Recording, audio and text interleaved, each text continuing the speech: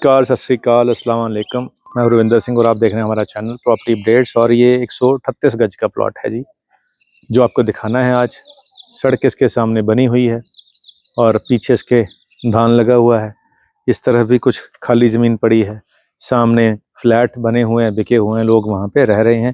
ये भी सामने फ्लैट बने हुए हैं, बिके हुए हैं, और इसके अंदर भी लोग रह रहे हैं। पीछे भी फ्लैट बने हुए हैं और सामने ये कोठियाँ बनी हुई हैं। और गली जो है ये सेक्टर 123 की है। तो सेक्टर 123 की ये ज़मीन है। 138 गज का ये प्लॉट है और ये साउथ फेसिंग प्लॉट है और अप्रूव्ड लेआउट के अंदर ये प्लॉट है। और प्लस इसका नक्शा भी पास है, यानी 2.5 स्टोरी घर इसके ऊपर आप बना सकते हैं। और प्राइस यहाँ पे 5990 प्राइस है, यानी 60,000 रुपये गज से 100 रुपया कम इनकी डिमांड है। तो सेक्टर 123, अब 250 नक्शा पास है तो कोई भी बैंक लोन कर देगा। स्टेट बैंक से करा लो, सरकारी बैंक से करा लो, प्राइवेट से करा लो, जहाँ से मर्जी करा लो, तो कोई दिक्कत नहीं है। और 138 गज में 3 BHK फ्लैट बहुत सुंदर बने हुए हैं। वहाँ से आप नक्शा देख सकते हो, घर भी बन जाएगा।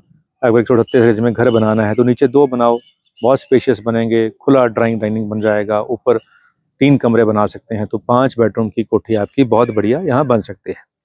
हाँ, रेंटल भी है यहाँ पे। कुछ लोग रेंटल लेना भी पसंद करते हैं। 10,000 के आसपास रूम फुली फर्निश करके दोगे तो रेंट पे भी चढ़ जाएगा। अब 60,000 रुपये मोटा मोटा गज हो गया। इसके हिसाब से 138 का आप मल्टीप्लाई करोगे तो आपको प्लॉट की वैल्यू निकल आएगी। ऊपर कंस्ट्रक्शन करोगे तो 35 लाख के आसपास आपको कंस्ट्रक्शन की कॉस्ट पड़ जाएगी, अगर आप डबल स्टोरी कोठी तैयार करोगे तो मिनिमम। बाकी जितना मर्जी लगा लो, कोई हद तो है नहीं घर के ऊपर। तो इस तरीके से आप यहाँ पे खुद कोठी बना के रह सकते हैं और ऊपर का फ्लोर रेंट पे भी दे सकते हैं। सेक्टर 123 है। पीछे जो घर दिख रहे हैं वो 25 एकड़ के गमाडा अप्रूव्ड, रीरा अप्रूव्ड प्रोजेक्ट के हैं। और उसके पीछे 200 फीट रोड है।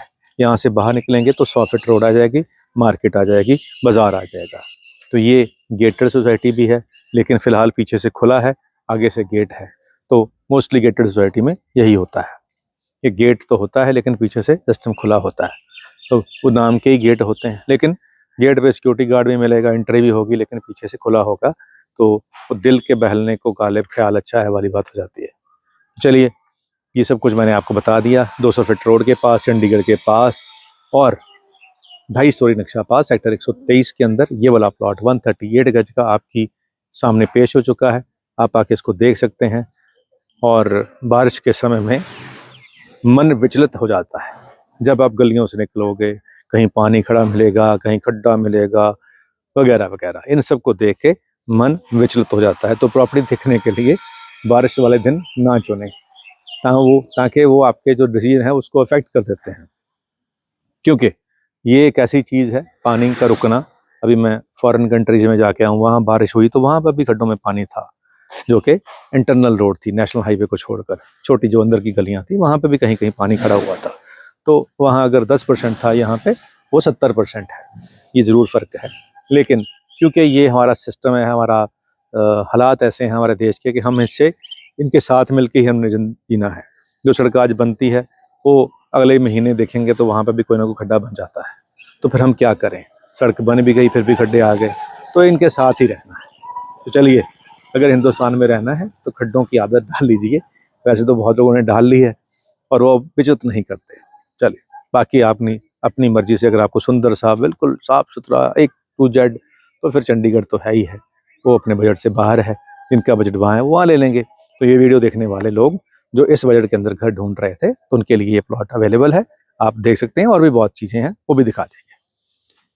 और एक शेर, पंजाबी का शेर है, बहुत ही सुंदर शेर है। और जो शेर है वो पंजाबी का शेर है जी। और बारिश दे नाल संबंध है, और नाल एक होर भी बहुत खूबसूरत ख्याल है।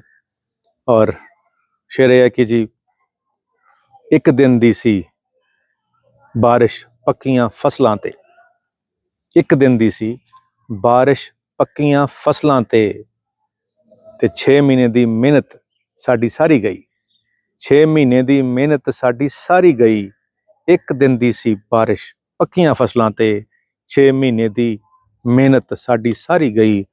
और एक दिन भी जवाब नहीं दिता रुखा ने, एक दिन भी जवाब नहीं दिता रुखा ने, मुठे जोगी लक्कड़ मंगण आरी गई, मुठे जोगी लक्कड़ मंगण आरी गई। अब कितना खूबसूरत बयान किया है कि पेड़ ने कभी जवाब नहीं दिया आरी को, कि उसके जो हैंडल के लिए, मुट्ठा उसके हैंडल को कहते हैं जिसे पकड़ते हैं, उस पर लकड़ी लगती है। यानी पेड़ को काटने के लिए जो आरी बनती है, उसको पकड़ने के लिए जो हैंडल होता है, उस पर भी पेड़ की ही लकड़ी लगती है। और जब आरी ने मांगा कि जी आपको काटने के लिए आप ही के ही थोड़ा सा टुकड़ा चाहिए जिससे मेरा हैंडल बन जाए, तो पेड़ ने कभी जवाब नहीं दिया।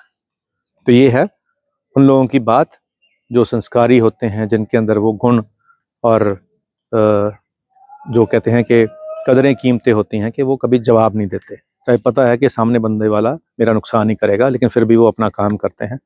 तो मेरे को बहुत गालियाँ पड़ती हैं ऐसे कुछ काम करने के लिए कि आपने क्यों उसकी मदद की, वो तो ऐसे ही हैं, वो तो ऐसे फिर करेगा, वो आपका नुकसान करेगा। लेकिन क्या करें, होता ही नहीं है, कंट्रोल होता ही नहीं है। शायद पेड़ों जैसी ही कुछ नेचर मेरी भी बन गई है, क्योंकि पेड़ों के साथ रहते हैं तो वैसे ही हो गए हैं। शायद वो शिवकुमार बटालवी का शेर है कि कुछ रुख मैनू पुत लगते ने, कुछ रुख लगते मामा। तो जो रुख हैं, पेड़ हैं, मैं अब भी लगा रहा हूँ, बारिश में भी लगा रहे हैं। 100 पेड़ पहले लगाए थे, अभी और लगा रहे हैं, तो लगाते रहें। और पेड़ों जैसी नेचर बढ़िया होती है, चाहे दुनिया उसको जैसा मर्जी समझे। बात कहीं और जा रही है, हम घूम फिर प्लॉट पे आ जाएं। तो प्लॉट अच्छा है जी, और आप आएँ, अगर आपको भी अच्छा लगता तो ले लें, नहीं तो हमने तो वीडियो बना ही दी, अपना काम कर दिया है, आगे आपका काम है। आज के लिए इतना ही, मिलते हैं अगली बार एक और वीडियो में एक और जानकारी के साथ। तब तक खुदा हाफिज़।